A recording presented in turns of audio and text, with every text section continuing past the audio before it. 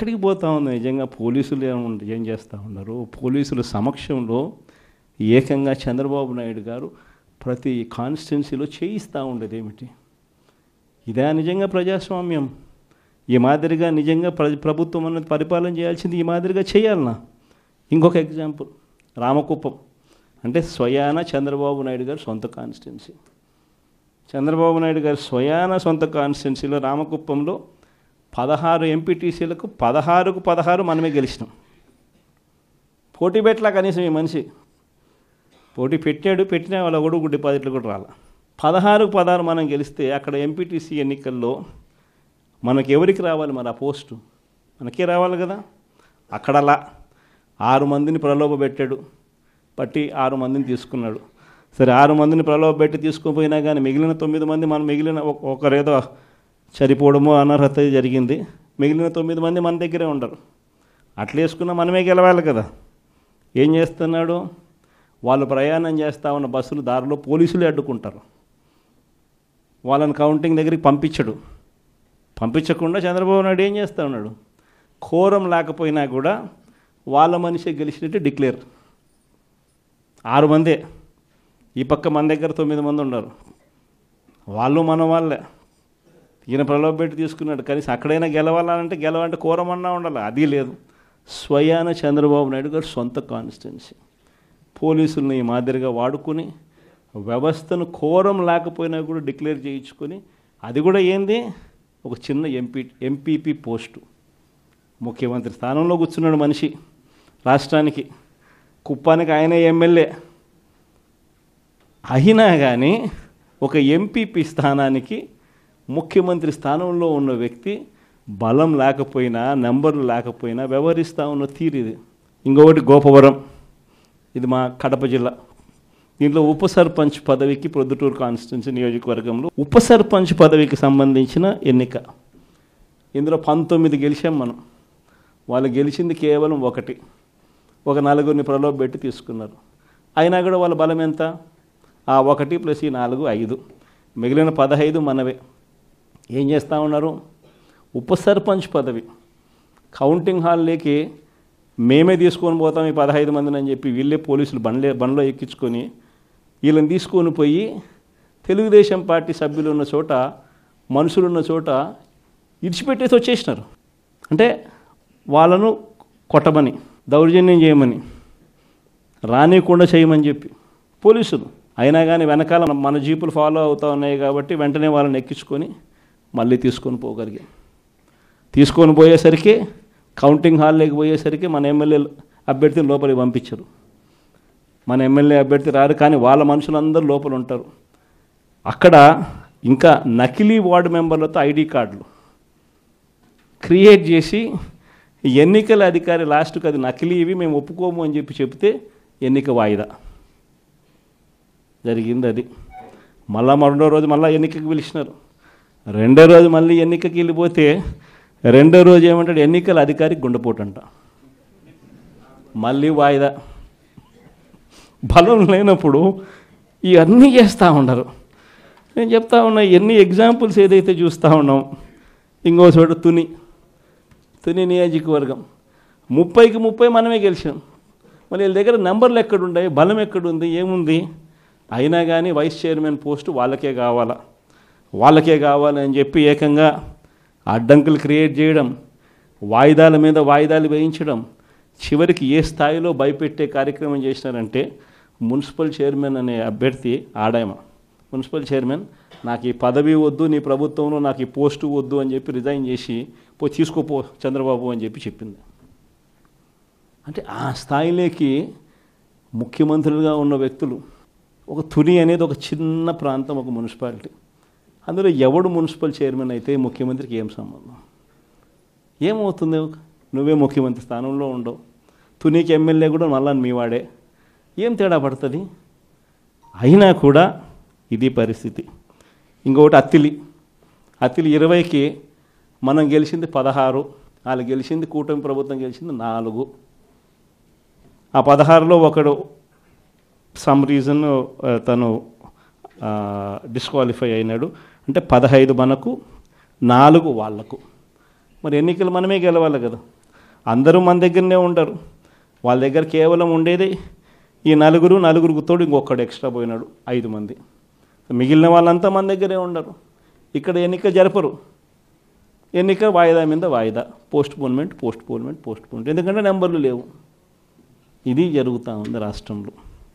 ఇలాంటి పరిస్థితుల మధ్య, ఇంతటి దారుణమైన రాజకీయ వ్యవస్థల మధ్య మీ ప్రాంతాలలో మీ చోట్ల కూడా ఇదే రకమైన కార్యక్రమాలు జరుగుతూ ఉన్నా కూడా ఇది పెద్దవి మాత్రమే చెప్పా. బహుశా మీ ప్రతి చోట కూడా ఇలాంటి ఘటనలు చాలా జరిగే ఉంటాయి. అయినా కూడా మీరంతా కూడా గట్టిగా నిలబడిన పరిస్థితులే మనం అంతా కూడా చూస్తూ ఉన్నాం. మరీ ముఖ్యంగా కొన్ని చోట్లయితే ఆశ్చర్యకరమైన విషయం ఏంటంటే ఆడోళ్ళు మరీ ఎస్పెషలీ చాలా అంటే చాలా గట్టిగా నిలబడిన వాళ్ళు ఎవరైనా అంటే నా చెల్లెమ్మలు, నా అక్క చెల్లెమ్మలు అని చెప్పి గర్వంగా చెప్తా. ఈ ఎన్నికల్లో మీరంతా కూడా మీరు చూపించిన మీ స్ఫూర్తిని నిజంగా ఎంత గొప్పగా మీరు చూపించారు అని అంటే, చంద్రబాబు నాయుడు అనే వ్యక్తి ఇలాంటి తప్పుడు పనులు చేయడం తప్పు అని చెప్పి మీ ద్వారా చంద్రబాబు నాయుడు గారికి గట్టి మెసేజ్ పోయింది అన్న సంగతి చెప్పడానికి చాలా సంతోషపడతాను.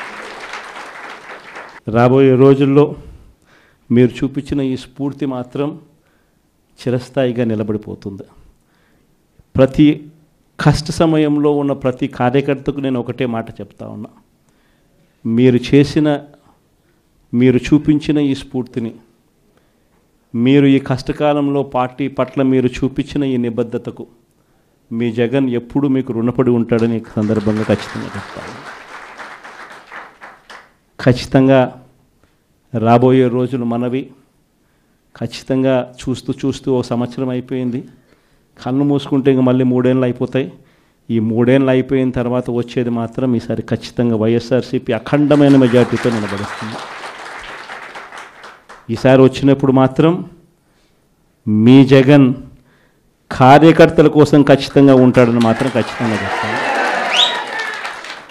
ఎందుకనంటే జగన్ 1 పాలనలో బహుశా కార్యకర్తలకి నేను చేయాల్సినంత బహుశా చేయలేకపోయి ఉండొచ్చేమో. ఎందుకంటే రావడమే కోవిడ్ వచ్చింది. మనం ఎన్నికలు అయిపోయేసరికి జూన్ అయ్యింది. మార్చి కల్లా కోవిడ్ వచ్చింది. దాని తర్వాత కోవిడ్ సమయంలో మీ అందరికీ తెలుసు 2 సంవత్సరాలు కోవిడ్. ఆ 2 సంవత్సరాలు ప్రజల గురించి ప్రజల ఆరోగ్యం గురించి వాళ్ళకు ఎటువంటి ఇబ్బందులు రాకుండా చూసుకునే దాని గురించే మొత్తం ఎనర్జీస్ అంతా కూడా పెట్టాల్సి వచ్చింది. కాబట్టి బహుశా చేయాల్సినంత అంత ఇదిగా కార్యకర్తలకు అంత తోడుగా ఉండకపోయి ఉండొచ్చు. కానీ జగన్ 2లో మాత్రం అలా జరగదు. ఖచ్చితంగా అందరికీ మాటిస్తూ ఉన్నాను, కార్యకర్తల కోసం జగన్ ఎంత గట్టిగా నిలబడతాడో వచ్చే ఎన్నికల తర్వాత ఖచ్చితంగా అది కూడా చేసి చూపిస్తానని కూడా ఈ సందర్భంగా చెప్తా ఉన్నా.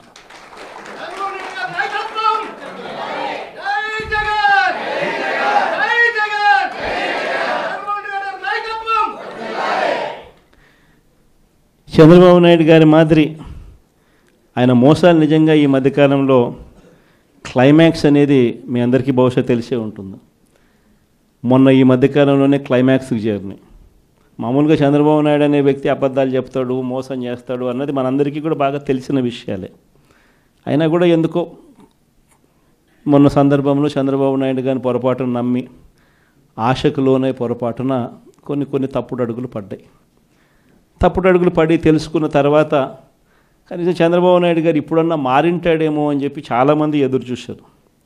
కానీ ఆ మారడం అనేది మారలేదు. ఈ మనిషి ఎప్పుడు ఈ మనిషి ఇంతే అని చెప్పడానికి మొన్న ఈ మధ్యకాలంలో ఆయన మాట్లాడిన మాటలు P4 అంట, గుర్తుందా? P4 అని కొత్త మోసం తీసుకొచ్చినాడు. ఆశ్చర్యకరం ఏంటంటే P4 విధానం అంటే ఏంటంటే సమాజంలో ఉన్న 20% పేదవాళ్ళ బాగోగులన్నింటినీ 10% సంపన్నులకు అప్పగిస్తాడట. అసలు ఈ మనిషి ఏం మాట్లాడుతున్నాడో నాకే అర్థం కాల రోజు చెప్పిన తర్వాత.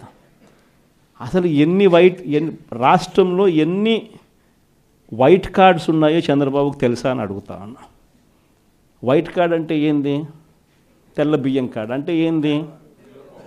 బిలో పవర్టీ లైన్ అని. అంటే దారిద్ర్య రేఖకు దిగువన ఉన్న వాళ్ళు అనేదే కదా దాని అర్థము. రాష్ట్రంలో 1,61,00,000 ఇళ్ళుంటే అందులో 1,48,00,000 ఇళ్ళు వైట్ కార్డ్ హోల్డర్స్. అంటే ఎంత పర్సంటేజు? 1,61,00,000కు 1,48,00,000 అంటే దాదాపుగా 90%. దాదాపు 90% రాష్ట్రంలో ఉన్న ఇల్లులు ప్రజలు దారిద్ర్య రేఖకు దిగువన ఉన్నవాళ్ళు. మరి 90% మంది దిగువన ఉంటే ఈ పెద్ద మనిషి ఇంకోటి అడుగుతా పోనీ, అసలు రాష్ట్రంలో ఎంతమంది ఇన్కమ్ ట్యాక్స్లు కడతా ఉండరు? అదన్నా ఈ పెద్ద మనిషి చంద్రబాబు నాయుడు తెలుసా అని అడుగుతా ఉన్నా. ఎందుకంటే ఇన్కమ్ ట్యాక్స్లు కట్టేది కేవలం 8,60,000 మంది మాత్రమే ఇన్కమ్ ట్యాక్స్లు కడుతున్నారు. మొత్తం మీద ఒక 25 లక్షల మంది ఇన్కమ్ ట్యాక్స్లు ఫైల్ చేస్తూ ఉన్నారు. అందులో నిల్ రిటర్న్స్ అని చెప్పి రాసే వాళ్ళను పోను ఇన్కమ్ ట్యాక్స్లు కట్టే వాళ్ళు ఎంత అంటే కేవలం 8,60,000 మంది మాత్రమే ఇన్కమ్ ట్యాక్స్లు రాష్ట్రంలో కడతా ఉన్నారు. మళ్ళీ 8,60,000 మందికి 1,48,00,000 మందికి అప్పచెప్పాలి కదా. నిజంగా అదే ఆయన చెప్పే P4 అంటే కూడా అక్కడ కూడా మళ్ళీ మోసమే. కేవలం 20% అంటాడు. ఆడ మోసమే. అసలు వాస్తవం చెప్పాలంటే కనీసం 1000 మంది ముందుకు రారు. కనీసం రాష్ట్రంలో 1000 మంది ముందుకు రారు. ఇది జరగదని చెప్పి అందరికీ తెలుసు. అవాస్తవాలని అందరికీ తెలుసు. ఈయన డ్రామాలు ఆడుతున్నాడని అందరికీ తెలుసు. ప్రజలందరూ నవ్వుకుంటున్నారు. ఈయన మాట్లాడేటప్పుడు ఏకంగా మీటింగ్లో నుంచి మనుషులు కూడా వెళ్ళిపోతూ ఉన్నారు.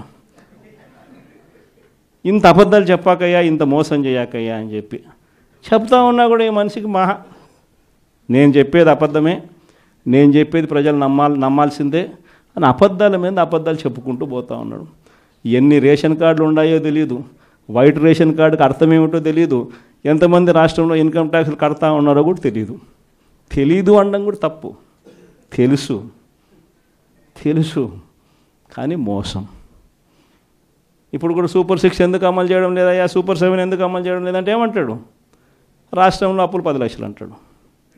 ఎన్నిసార్లు చెప్పాలయ్యా నీకు రాష్ట్రంలో అప్పులు ఎంత ఉన్నాయి అని చెప్పి 6.5 లక్షల కోట్లు రాష్ట్రంలో అప్పులు ఉన్నాయని చెప్పి నువ్వే అసెంబ్లీలో ప్రవేశపెట్టిన నీ బడ్జెట్ డాక్యుమెంట్లో నువ్వే చెప్పించావు. ఆయన ప్రవేశపెట్టిన బడ్జెట్ డాక్యుమెంట్లో రాష్ట్రానికి సంబంధించిన అప్పులు ఎంత అంటే ఆయనే 6.5 లక్షలు అని చెప్పి ఆయనే చూపించారు. 6.5 లక్షల కోట్లలో కూడా 3,13,000 కోట్లు ఆయన ప్రభుత్వం దిగిపోయే నాటికే ఉన్న అప్పులను కూడా అని అందరికీ కూడా తెలుసు. ఆయన ప్రవేశపెట్టిన బడ్జెట్ డాక్యుమెంట్లోనే ఉంటాయి. కానీ ఏమంటాడు? రాష్ట్రం భయంకరంగా చూపించాలా, 10 లక్షల కోట్లు, ఇంకా 2 రోజులు పోతే 12 లక్షల కోట్లు అంటాడు, ఇంకా 4 రోజులు పోతే 14 లక్షల కోట్లు అంటాడు. ఎందుకు? సూపర్ 6 ఎగరగొట్టడానికి, సూపర్ 7 ఎగరగొట్టడానికి మళ్ళీ ఒక అబద్ధం. అంటే ఇంకో పెద్ద గీత గీయడం. దిక్కుమాలిన అబద్ధాలు, దిక్కుమాలిన మోసాలతో ఈ రాష్ట్రంలో ప్రభుత్వంలో పరిపాలన చేస్తా ఉన్న ఇలాంటి పాలన పోయి మళ్ళీ మాట చెప్తే మాట మీద నిలబడే పాలన, ప్రజలకు ఏదైనా కూడా సమస్య వస్తే ఆ ప్రజల సమస్యలను చూసి కనీసం తప్పించే గుండె ఉండే ఒక మంచి పాలన మళ్ళీ రావాలి అని చెప్పి ప్రజలందరూ కూడా మనస్ఫూర్తిగా కోరుకుంటా ఉన్న ఇలాంటి సమయాల్లో వైఎస్ఆర్ కాంగ్రెస్ పార్టీకి నా అన్నదమ్ములుగా, నా అక్క చెల్లెమ్మలుగా మీరంతా నాకు తోడుగా నిలబడతా ఉన్నందుకు మనస్ఫూర్తిగా మీ అందరికీ కూడా మరొకసారి హ్యాట్స్ ఆఫ్ చెప్తా ఉన్నాను.